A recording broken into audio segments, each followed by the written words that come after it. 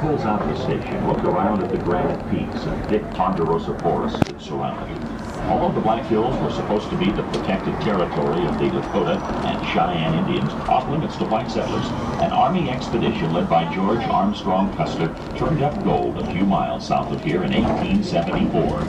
Within months, there were thousands of miners, muleskins, mavericks, gunslingers, and gamblers swarming across the landscape, eager to get their hands on some of the shiny yellow metal. The community of Keystone, like many towns in the Black Hills, was originally founded to serve these ambitious prospectors. Keystone lies very near the geographical center of the Black Hills. The Black Hills regions cover over 2 million acres, an area roughly the size of Delaware.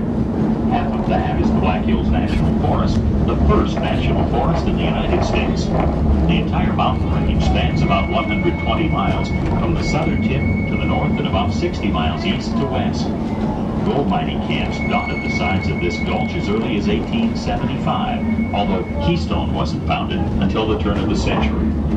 Today, Keystone is filled with hotels, restaurants, museums, and gift shops that entice travelers on their way to Mount Rushmore National Memorial, located just a few miles away. As we leave Keystone and enter the Black Hills National Forest, note the markers that line the tracks along our journey. The black and white markers are milepost signs, and the red and black markers indicate a point of interest. Be on the lookout for these signs as we travel toward Hill City. To learn more about the fascinating equipment and history of the 1880 train, guides to the history, equipment, and operations of the Black Hills Central Railroad are for sale for $3 per attendant. The guidebook has a wonderful map in the back that details the points of interest and the route.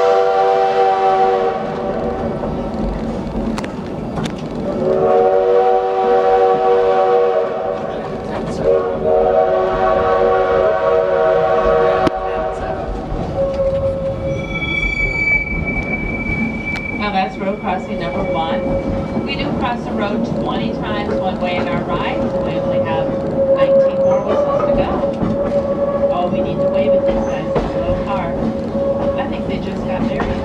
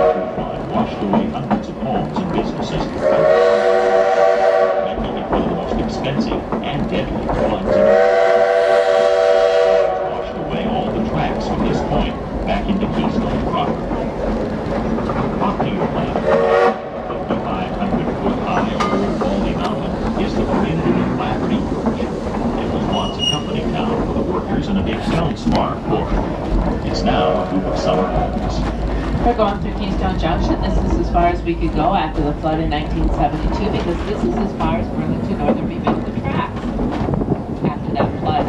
So we did not get back into Keystone Town until 2001. What's here at Keystone Junction? Well, there's a side track on the left. There's a couple porta potties in an old wooden building. And the folks just got on in Keystone here. I think the new depot building's a little bit nicer. This worked, but now on our ride we do see wildlife. If you keep a lookout, you can normally see deer, turkeys, woodchucks. They do have their little ones, so if you see a big one, watch for the babies. And they're wild animals. They're never in the same spot. Sometimes they're right close to the track though. So if you see something, point it out to the folks right around you so they can see it also.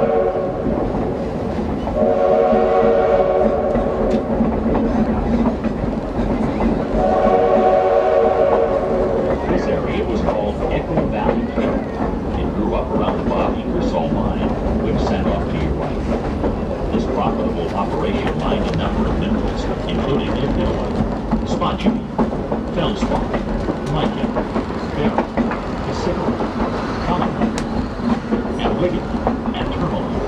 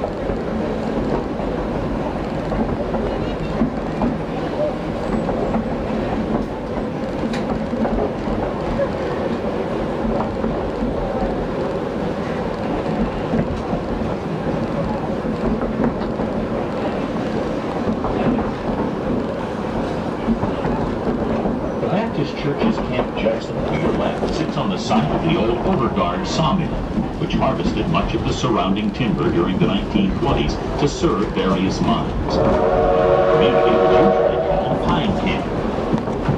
The 1880 train is under restart.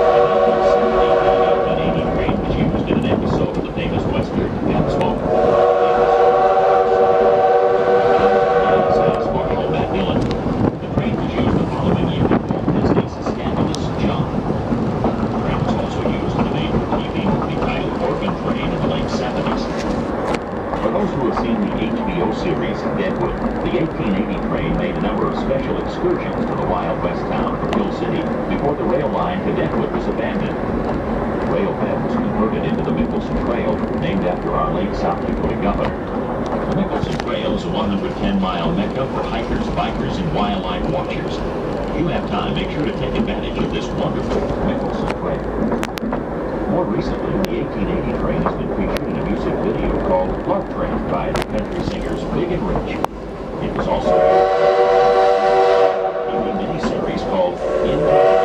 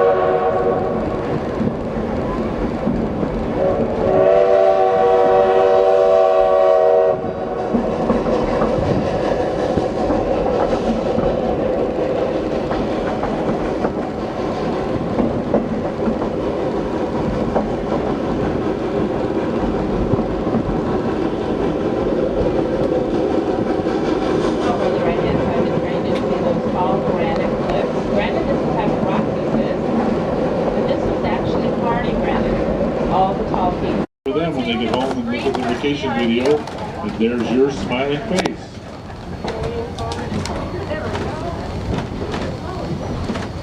Hey, did you want to wear your sunglasses?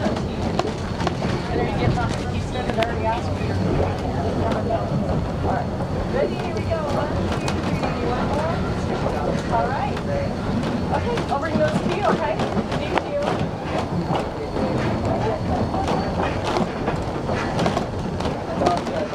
Once again, welcome on board the 1880 train. As the train pulls out of the station, look around at the granite peaks and thick ponderosa pine forests that surround you.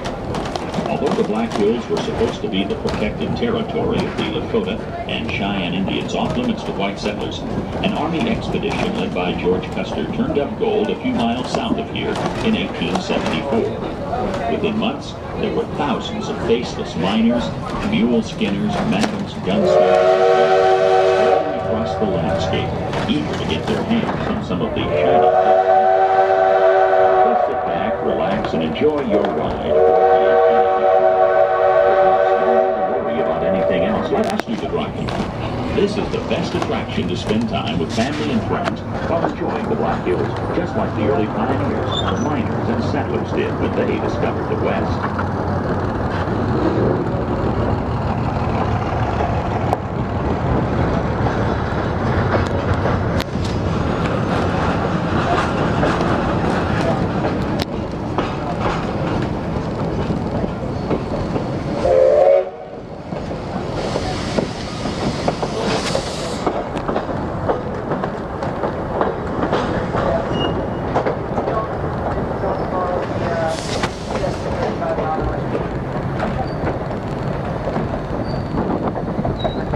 As we leave Hill City and enter the Black Hills National Forest, note the markers that line the tracks along our journey.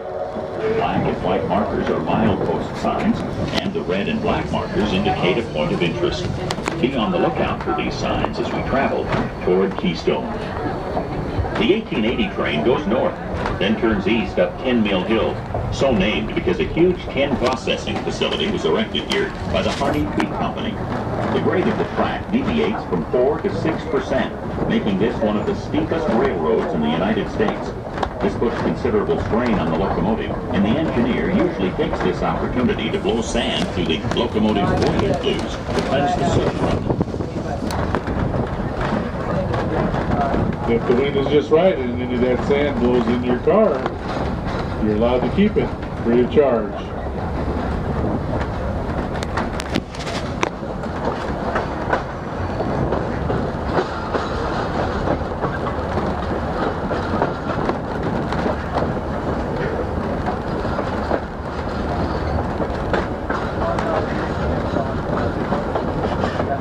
Along our route, we usually get the opportunity to see some wildlife. Typically, we'll see both whitetail and mule deer, turkeys, and once in a while woodchuck.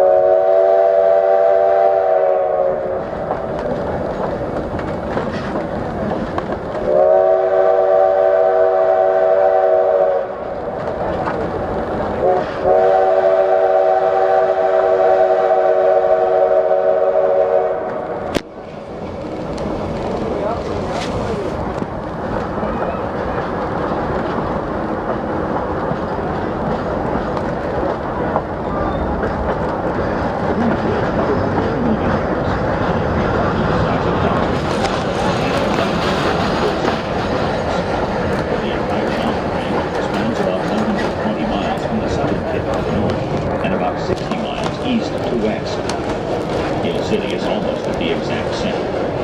Founded as a mining camp in 1875, Hill City was one of the first towns in the Black Hills. It grew in the 1880s as the headquarters for a massive tin mining and manufacturing building, and later as a junction point for residential. During and after World War II, lithium was mined south of town and was used in nuclear power plants across the country. The lumber industry still thrives here, and thanks to the completion of Mount Rushmore in 1941, so does tourism. Mount Rushmore, which lies only 9 miles southeast, attracts 3 million visitors annually. Many of them pass through Hill City. In fact, many of the town's 780 residents are employed in a tourism-related business. Nowhere is this more apparent than on Main Street, where you'll find a number of restaurants, hotels, small retailers, and a thriving art gallery district. If you haven't already walked this charming small-town shopping area, be sure to visit when you return.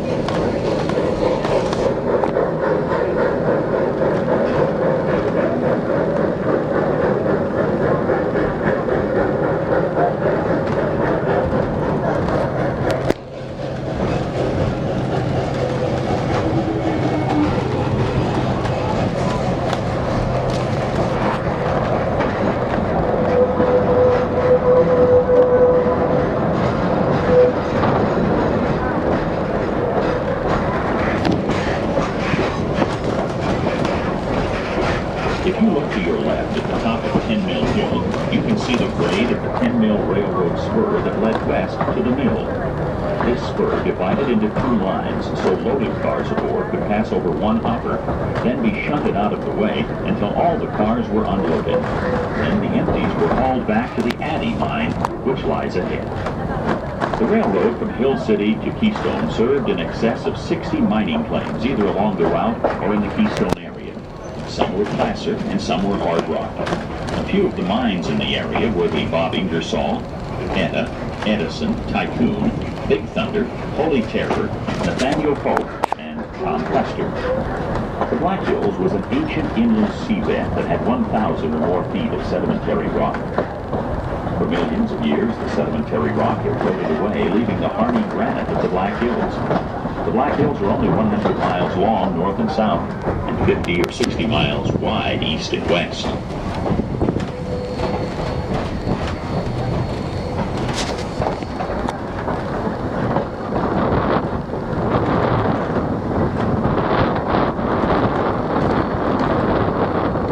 Train clears the cut and we get past these houses off to the right of the train. You get your first view of Harney Peak. Harney Peak is the tallest mountain in the Black Hills at 7,242 feet. You can tell it's Harney Peak because you can see the Stonefire Lookout on top. It looks like a little button on top.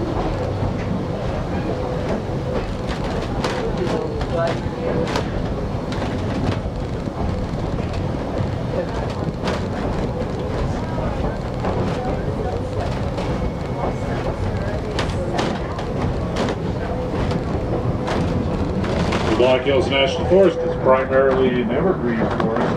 The western pine forest with two types of evergreen trees. The first and most common is the ponderosa pine, and the other is the Black Hills spruce. Ponderosa pine is the irregular looking tree with the long needles. Long needles are the reason the Black Hills have their nickname. Those long needles absorb light and make the hills look dark or black in the distance. The Native Americans called them the Pahasapa, or hills dark.